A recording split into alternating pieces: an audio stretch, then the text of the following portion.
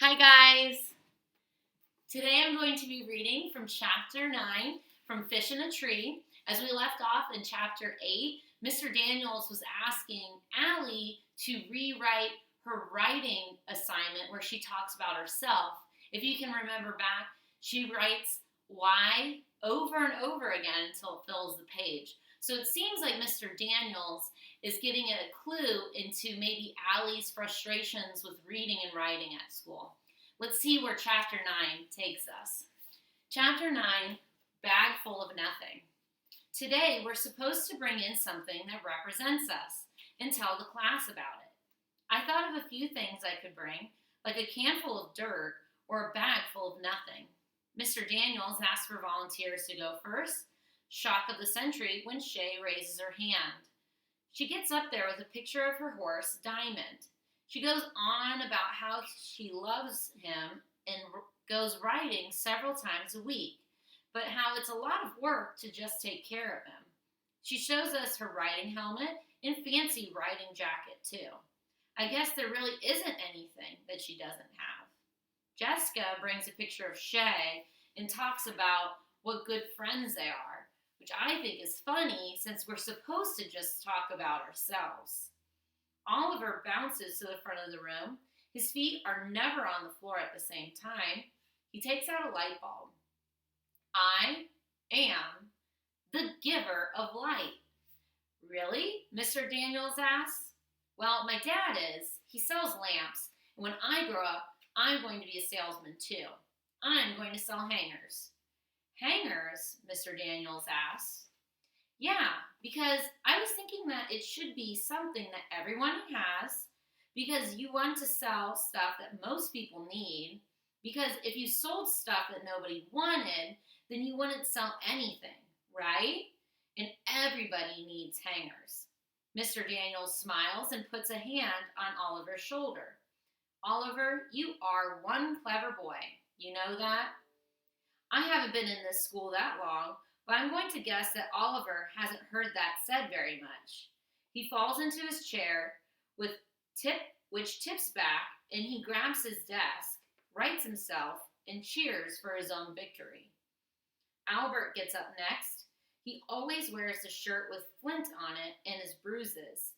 He reaches into a brown paper bag and pulls out a jar of clear liquid. He clears his throat. This is a mixture of 2 parts hydrogen and 1 part oxygen molecules. Will it explode? Yells Oliver. Albert does not answer. Instead, he unscrews the metal lid and drinks whatever it is. I'm silently freaked out, but Oliver goes nuts. He drank it. Did you see that? He drank molecules. Gross. It is merely water, Albert reports. While Mr. Daniels speaks to Albert, Shay whispers to Jessica, Water? Really? That's all he's got? Shay's gotten even better at being mean. Ever since Mr. Daniels kept her in for recess for making fun of Oliver, she saves her comments for when Mr. Daniels is busy or is talking to someone else. This water was taken from a giant underground lake that goes on for miles and miles, Albert announces. It's the same water that the dinosaurs walked through 100 million years ago and that the cavemen drank. It's the same water that polar bears swam in just last year and medieval knights guzzled after battle. Oliver and most of the other boys stand, trying to get a better look. That's cool, Albert, Max says. Where did you get it? Jessica and Shay smile and lean forward to look at Max. Shay calls out, Yeah, Albert, where did you get it? I got it from my kitchen faucet. Huh? The same water has been here and has been reused since the earth began. It is important to me because as a scientist and historian, I know that we are but a blip on the Earth's timeline, a grain of sand on an entire beach of time. Kids are starting to groan. Here goes the professor again, Max says. Yeah, such a show off, Jessica says, turning to Max. Now, knock that off, Mr. Daniels says. I think Albert's idea is fascinating. How Earth has recycled its water over and over. Extraordinary, Albert. Next, he calls on Keisha. She carries a small box and holds it like whatever is inside will break easily. When she takes out a cupcake, the boys argue about who will get to eat it. This is a cupcake that I made. It isn't from a box mix, it's homemade. And why is that important to you? Mr. Daniels asks. I like to bake. I told my mom I want to start a business when I get older, and she said that there's no time like the present. So this is the first one I'll show to anyone outside my family.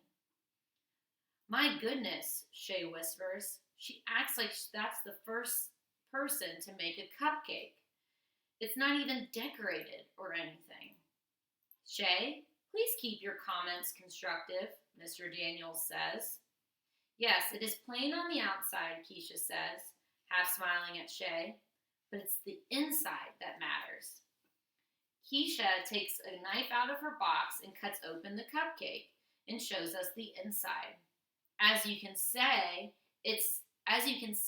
it says yum on the inside.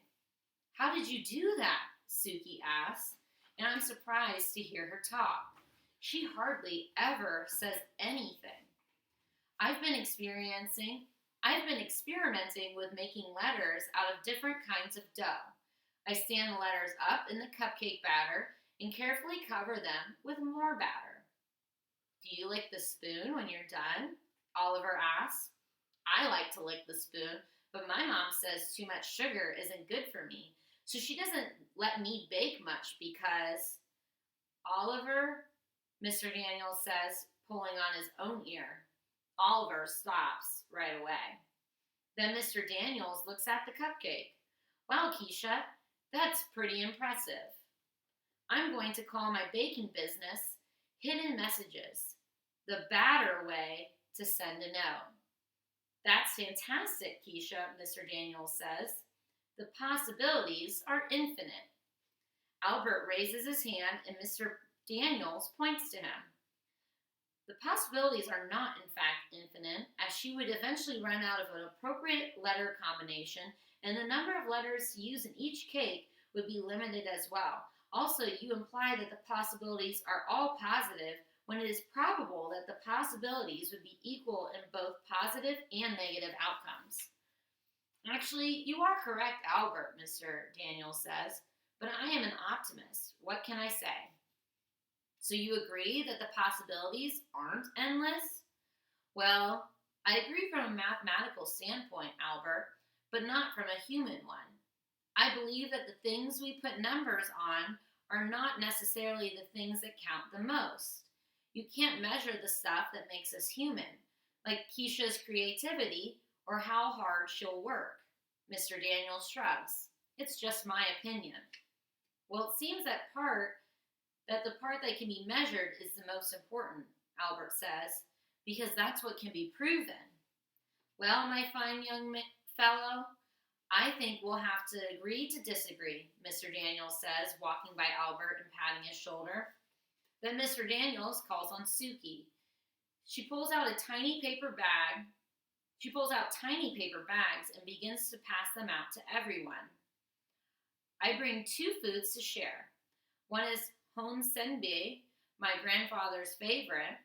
Other is wasabi peas. They are maybe spicy. Food in America tastes... She turns to Mr. Daniels. What is the correct word? All of a sudden, Max jumps up and runs to the sink, followed by Keisha and Jessica. Too hot, Max yells. The 3 push each other a little bit, trying to scoop water into their mouths. Ah, yes, Suki continues. Bland is correct word. Food here is bland. She seems to think that the 3 kids at the sink are both funny and odd. I think how hard it would be to move to a different country and have to learn a whole nother language. I can't even handle one. Mr. Daniels laughs, holding the little bumpy, bright green pea between his fingers. They don't look that hot. Most people in the class are too chicken to eat it now, pushing it away. Suki looks a little hurt. Albert puts one in his mouth. He eats it, but he looks like he's in pain.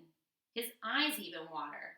He says with a gasp, "I like it, Suki, thank you." That Albert is nice. Oliver pops his in his mouth, but has no reaction.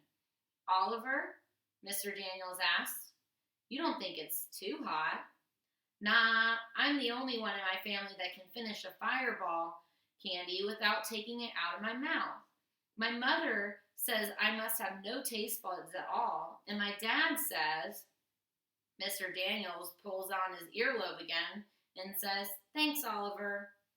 Oliver's mouth is open, ready to keep going, but he says, "Thanks, Mr. Daniels. Do they have some signal or something that I'm missing?" Suki continues, "These foods mean much to me because I share them with grandfather. Many things about Japan I miss, but grandfather I miss the most. Also, I miss wood carving with him. He made me wooden blocks, and I carve gift for him and send. So that's why she has those blocks. I eat these foods because they remind me of Japan and my grandfather. I feel sad for her." "What are the crackers made of?" asks Albert. Suki turns to him. "They are made of shrimp and fish bones." It isn't just Oliver who goes wild over that one. Most everyone says yuck, and Suki looks up at Mr. Daniels, who turns to the class. Now, quiet down." "Shrimp and fish bones," Shay asks. "We prefer lobster in our family." Albert raises his hand. "I would like to just point out that lobster is a very expensive meal now, but in the olden days, it was served only to peasants and slaves who revolted and demanded that they only be served lobster twice a week. And," he swallows, "I think fish bones would have some excellent nutritional properties." Suki smiles for a second before she scurries back to her seat. Mr. Daniels gives Albert a solid nod. "Next, it's my turn. What I ended up bringing in means something to me, but now I'm not sure the class would be nice about it. I decide to play it safe and say that I forgot. I can tell Mr. Daniels is disappointed." "Well then, do you have a pet you can tell us about?" he asks. "No, my mom is allergic.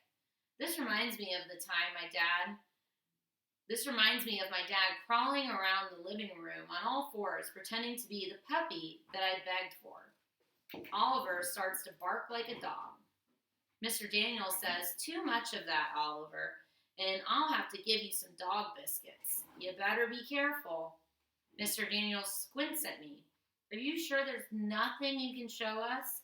Because I have a feeling there's something." I slide my hand down into my pocket and clutch my 1943 steel penny. It's the object I brought in for sharing today. He watches my hand, and I realize I've given myself away. So I stand and I take out the penny. My dad is in the Army and he's deployed right now. On the day my dad left, he gave Travis and me these pennies. I look up at Mr. Daniels. "That's my big brother." He nods. In 1943, pennies looked weird because they were silver in color like quarters. They were made of steel instead of copper because the government needed copper to make ammunition during World War II. Then in 1944, pennies went back to the usual red copper color. Anyways, I think it's cool. "I do too," Mr. Daniels says. "And I think it's even more cool that you told us about it." As I walk back to my seat, I think of how when Dad left, he said that when we look at the steel pennies, we need to remember that we are unique too.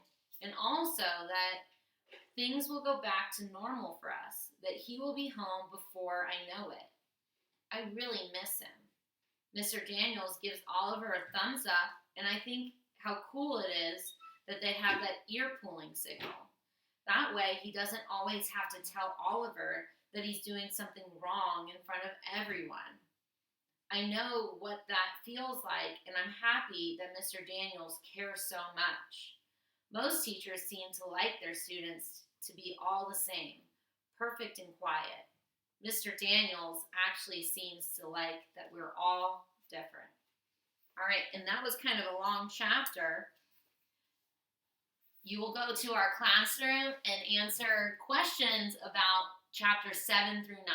I'm really starting to like this book, and I hope you are too. Bye, guys.